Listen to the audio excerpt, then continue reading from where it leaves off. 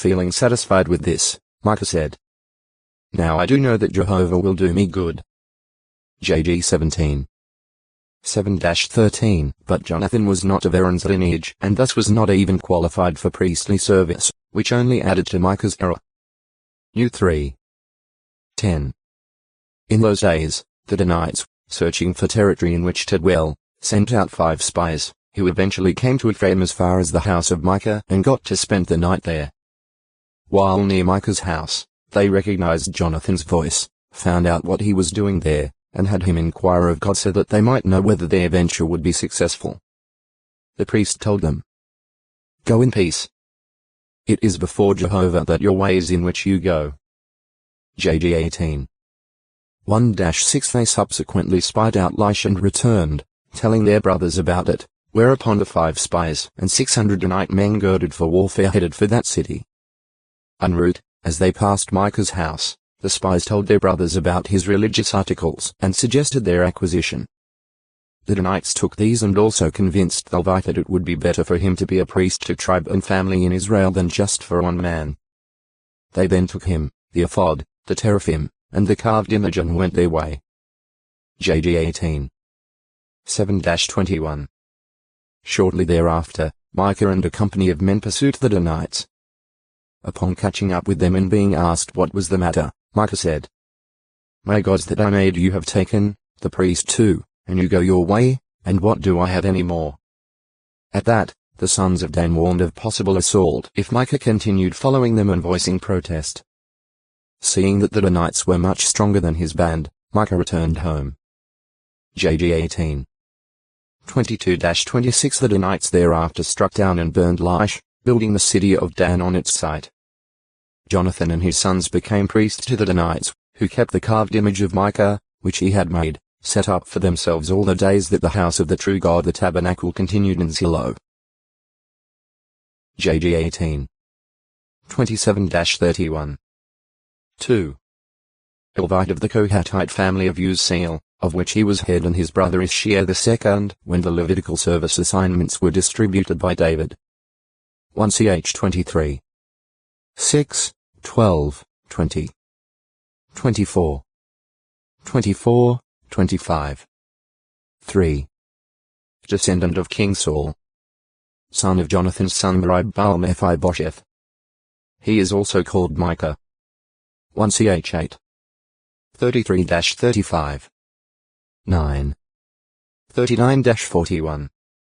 2 Sa 9. 12. 4. A Reubenite who was the son of Shimei and father of Rhea. His descendant Beerah was a chieftain of the tribe of Reuben and was taken into exile by Assyrian king Tilgath-Pilneser Tiglath-Pileser III. 1 Ch 5. 1, 3-6. 2 Chi 15. 29. 5. Father of Abdon-Agba. He is also called Micaiah, which is the longer form of his name. 2 Ch 34. 20. 2 Chi 22. 12. 6. Levite and descendant of Asaph. Any 11. 15, 17 He is also called Micah and Micaiah. 1 Ch 9. 15. Any 11. 22. 12. 35. 7. Writer of the Bible book bearing his name and a prophet of Jehovah during the reigns of kings Jotham, Ahaz, and Hezekiah of Judah 777-717 BCE.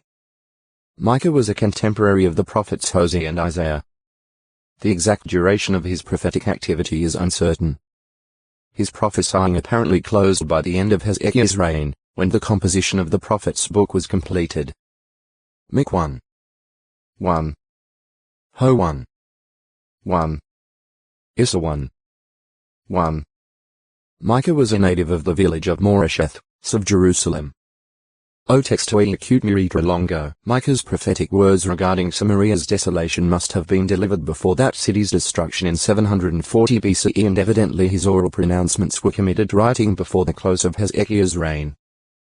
Deplorable moral conditions prevailed among the people of Israel and Judah in Micah's time. The leaders oppressed the people, especially the poor. Judges priests, and prophets were out for money. Idolatry, fraud, oppression, injustices, and bloodshed abounded. It was precarious to trust even confidential friends and family members. Mic 1. 7. 2. 1, 2. 3. 1-3, 9-12. 6. 12. 7. 2-6. The Book of Micah candidly portrays the wrongs of Israel and Judah, while foretelling desolation for Samaria and Jerusalem on account of their transgressions. Mic 1. 5-9. 3. 9-12, it also contains promises of restoration and divine blessings to follow. 4. 1-8. 5. 7-9. 7. 15-17. The authenticity of this book is well established. It harmonizes with the rest of the scriptures in showing Jehovah to be a merciful and loving God, pardoning error and passing over transgression. Mic 7. 18-20. Compare X 34. 6, 7. PS 86. 5. From earliest times the Jews accepted this book as authentic. About a century after Micah's time, his words spoken during Hezekiah's reign about the desolation of Jerusalem were quoted by certain older men of Judah when making a point in defense of Jeremiah the prophet. J 26. 17-19. Compare Mic 3. 12. Centuries afterward, the Jewish chief priests and scribes, on the basis of Micah's prophecy, confidently stated that the Christ was to be born in Bethlehem. Mount 2. 3-6. Compare Mic 5. 2. A fulfillment of prophecies respecting Samaria, Jerusalem, and the Messiah, or Christ, stamped this book as being inspired of God. Noteworthy, too, is the fact that Jesus' words about a man's enemies being persons of his household parallel Micah 7. 6. Mount 10. 21, 35, 36. Micaiah me middle.Kiah who is like Jehovah. 1.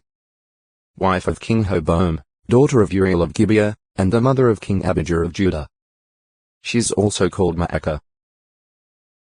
2 Ch 11. 18, 20. 13. 1, 2. Micaiah 392 a candid statement of the wrongdoing of Israel and of Judah, a forecast of desolation for Samaria and Jerusalem, and promises of restoration covers a period leading up to and possibly following the desolation of Samaria in 740 BCE. Wrongdoing of Israel and Judah is contrasted with Jehovah's righteous requirements. Oppressors lie in bed, plotting to seize homes and fields. When day dawns, they carry out their schemes too. 1, 2 unsuspecting passers-by are robbed. Women and children are victimized too. 8, 9 those responsible for administering justice exploit the people as though they were animals. 3. 1-3 false prophets call out, peace. But they sanctify war against anyone that does not put something into their mouths. 3. 5 judges, priests, and prophets are solely out for gain, yet they claim Jehovah's support. 3. 9-11 loyal ones are virtually non-existent. Princes and judges seek bribes, and not even family members can be trusted. 7. 1-6 Jehovah delivered his people from Egypt, and guided and protected them. No amount of sacrificing will compensate for their revolt. 6. 3-7 He requires that his people exercise justice, love kindness, and walk modestly with him. 6. 8 Jehovah's judgments against Israel. Judah, too, will be affected. Jehovah's judgment will result in Samaria's being reduced to a heap of ruins. The disaster will reach even as far as Judah and Jerusalem. 1. 3-16 Calamity will come upon Israel. Her fields will be apportioned to others too. 3-5 Jehovah will strike his people. They will eat but not get filled, they will sow seed but not enjoy any fruitage. 6. 13-16 Remnant will be gathered and true worship exalted. The remnant of Israel will be gathered together like a flock in the pen, with their king before. O text to acute miritra longo. Michael 393-2. Son of Imlah and a prophet of Jehovah to the northern kingdom of Israel during King Ahab's reign. 1 Chi 22. 8. While King Jehoshaphat of Judah was visiting Ahab, the Israelite king invited him to join in a military campaign against the Syrians to regain possession of Ramoth-Gilead. Jehoshaphat accepted, but asked that the word of Jehovah be sought. So Ahab summoned 400 prophets and asked them, "Shall I go against Ramoth-Gilead in war, or shall I refrain?"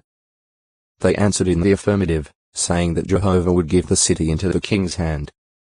However, Jehoshaphat wanted more assurance, whereupon Ahab reluctantly sent for Micaiah, the prophet who had always prophesied bad for him. The dispatched messenger urged Micaiah to speak words to Ahab like those of one of the other prophets. At first Micaiah did so, but Ahab placed him under oath to speak truth in the name of Jehovah. At that, Micaiah said, "I certainly see all the Israelites scattered on the mountains, like sheep that have no shepherd." 1 Chi 22. 1-17. 2 Ch 18. 1-16.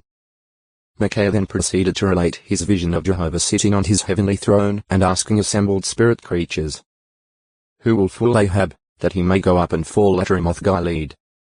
One of the spirits volunteered to go and become a deceptive spirit in the mouth of all of Ahab's prophets. Jehovah replied, "You will fool him, and, what is more, you will come off the winner. Go out and do that way." Micaiah then told Ahab that God had put a deceptive spirit into the mouth of all his prophets, but Jehovah himself has spoken calamity concerning you. With that the false prophet Zedekiah struck Micaiah upon the cheek and asked mockingly, "Just which way did the Spirit of Jehovah pass along from me to speak with you?" Micaiah boldly replied, "Look. You are seeing which way on that day when you will enter the innermost chamber to hide yourself." Ahab then commanded that Micaiah be put in the house of detention, where the prophet would be fed with reduced allowances of bread and water until the king returned in peace. However, Ahab never returned, because during the battle at Ramoth-Gilead, there was a man that bent the bow in his innocence. The arrow struck the Israelite king, and he gradually died. Micaiah's final words to Ahab had been, "If you return at all in peace, Jehovah has not spoken with me." The king's death proved that Micaiah was indeed Jehovah's prophet. 1 Chi 22. 18-37. 2 Ch 18. 17-34. 3. One of the princes King Jehoshaphat sent throughout Judah as teachers, along with Levites and priests. They had the book of Jehovah's law with them as they taught the people in all the cities of Judah. 2 Ch 17. 7-9. 4. Father of the Akbar who was sent, along with others, by King Josiah to inquire of Jehovah concerning the words of the newly found book of the law. He is also called Micah. 2 Chi 22. 12, 13.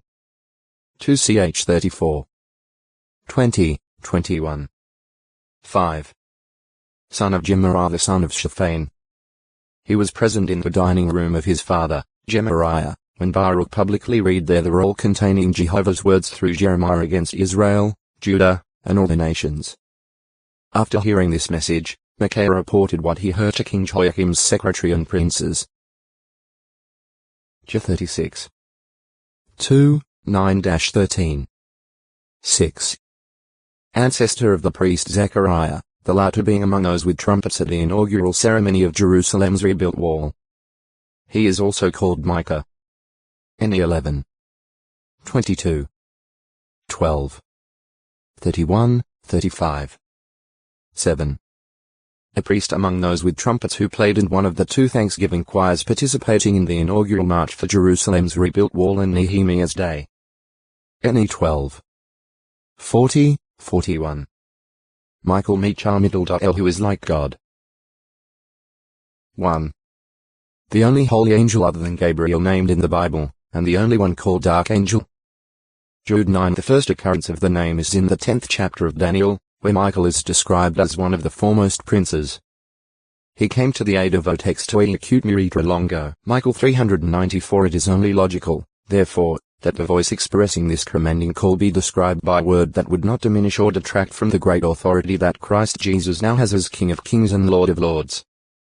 Mount 28. 18. Re 17.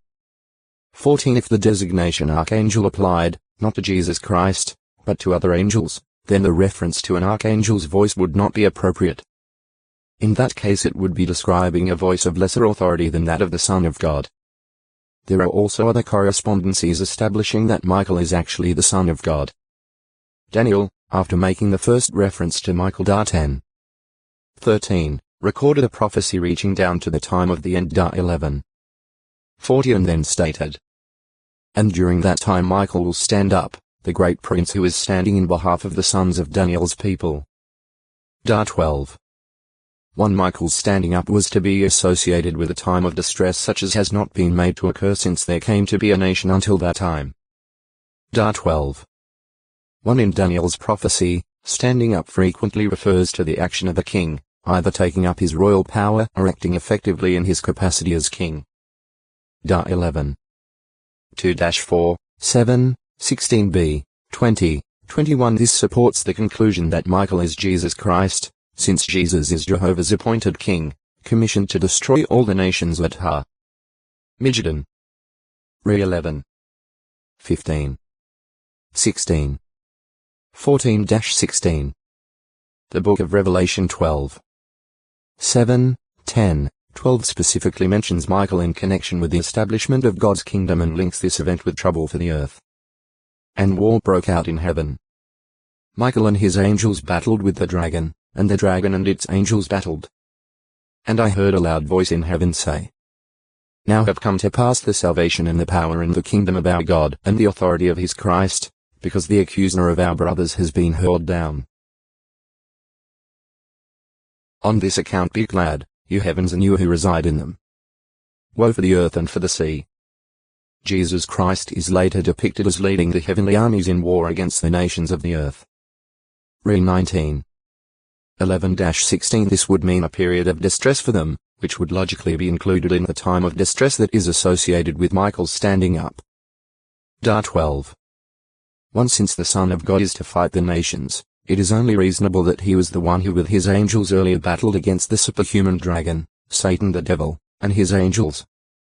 In his pre-human existence Jesus was called the Word. Job 1. He also had the personal name Michael. By retaining the name Jesus after his resurrection Act 9. 5, the Word shows that he is identical with the Son of God on earth. His resuming his heavenly name Michael and his title or name the Word of God Re 19. 13 ties him in with his pre-human existence.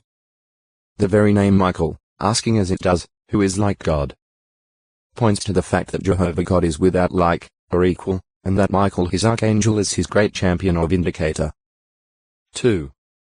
The father of chieftain Sether of the tribe of Asher, who was one of the 12 sent to spy out Canaan. New 13. 2, 13. 3. Forefather of Asaph. Of the family of Gershom, the son of Levi. 1 Ch 6. 39, 40, 43. 4. One of the heads of the tribe of Issachar. Of the family of Tola. 1 Ch 7. 1-3. 5. A chieftain of the tribe of Manasseh who deserted to David at Ziklag. 1 Ch 12. 20. 6. The father of Omri, the head of a paternal house of Issachar during David's reign. 1 Ch 27. 18. 7. One of the sons of King Jehoshaphat of Judah who, together with his brothers, received costly gifts and fortified cities from their father. However, when his older brother Jehoram became king, Jehoram killed all his 6 younger brothers, including Michael. 2 Ch 21. 1-4. 8. A Gadite and descendant of Buz. An ancestor of No. 9, at least 5 generations removed. 1 Ch 5. 11, 13, 14. 9. A Gadite, first of 7 sons of Abiel, O textoi acute miritra longo, Michmas H 395 Vid reached a peak. Michael helped David escape the king's wrath. During David's long absence, Saul gave her in marriage to Paul to the son of Laish from Galim. 1 19. 11-17. 25. 44. When Abner later sought to conclude a covenant with David, David refused to see him unless he brought Michal with him. David, by messenger, presented his demand to Saul's son Ishbosheth, and Michal was taken from her husband Palti and was returned to David. 2-3. 12-16. Punished for disrespect to David. When David as king had the Ark of the Covenant brought to Jerusalem and displayed his joy for Jehovah's worship by dancing exuberantly, being girded with an ephod of linen, Michal observed him from a window and began to despise him in her heart. Upon David's return to his household, Michal expressed her feelings sarcastically, revealing a lack of appreciation of the kind of zeal David had displayed for Jehovah's worship and indicating that she felt he had acted in an undignified manner. David then rebuked her and also evidently penalized her by having no further sexual relations with her, so that she died childless. 2-6. 14-23. Rears her sister's children. The account at 2 Samuel 21. 8 speaks of the 5 sons of Michal the daughter of Saul whom she bore to Adriel, these being among the members of Saul's household whom David gave to the Gibeonites in atonement for Saul's attempt to annihilate them. 2-21. 1-10 The apparent conflict between 2 Samuel 21. 8 and 2 Samuel 6. 23, which shows that Michal died childless, may be resolved by the view taken by some commentators, namely, that these children were the 5 sons of Michal's sister Merab and that Michal raised them following the early death of their mother. See Merab. Michmash laid up, that is, concealed place. A site identified with modern Mukhmas on a hill about 600 meters, 2,000 feet above sea level, and some 11 kilometers 7 mi of Jerusalem. It lies end of the Wadi Sawanet near Hal Mikmas, considered to be the ravine pass of Michmash. 1-13. 23 Joined by other wadis from the Sand NW, Wadi Sawanet extends from the Mount Venus region of Ephraim to the Jordan Valley. Doubtless preparing to free Israel from Philistine control, King Saul selected a force of 3,000 men. Of these, 2,000 encamped with him at Michmash and in the Mount Venus region of Bethel, and the others took their position with his son Jonathan at Gibeah. Later, at nearby Gibeah, VG, Jonathan struck down the Philistine garrison. In retaliation the Philistines rallied a great army, including chariots and horsemen, and apparently forced Saul to retreat from Michmash to Gilgal. Hard pressed by the Philistines, many Israelites hid themselves in caves and hollows. Others sought refuge of the Jordan. This dispersal of the Israelite warriors in the face of the Philistine threat was later presented by Saul as his reason for failing to wait obediently for Samuel to offer sacrifice. Reproved by Samuel for his presumptuous act, Saul, with a reduced force of about 600 men, thereafter came to Jonathan at Gibeah. 1-13. 1-16 According to 1 Samuel 14. 2. Saul evidently transferred his camp to Migron near Gibeah. Jonathan initiates rout of Philistines. Because 3 bands of Philistine pillagers would go out from their camp at Michmash and an outpost of the Philistines would sally forth to the ravine pass of Michmash, Jonathan decided to end this menace. 1-13. 16-23 To do this, he crossed the ravine pass, which if Wadi Sawanet forms a deep gorge with nearly vertical cliffs to the east of Jebel. 2 prominent hills with steep rocky sides rise at a point where the Wadi Sawanet makes a sharp bend. These may be the tooth-like crags Bozez and Sneh, their tooth-like edges having perhaps been rounded by the erosive forces of some 30 centuries. 1-14. 1-7 For a stranger to have made his way through the maze of mounds, knolls, Otextoi acute Muritra Longo, Michmethat 396 equipped with Philistine weapons found at the site, pursued the fleeing enemy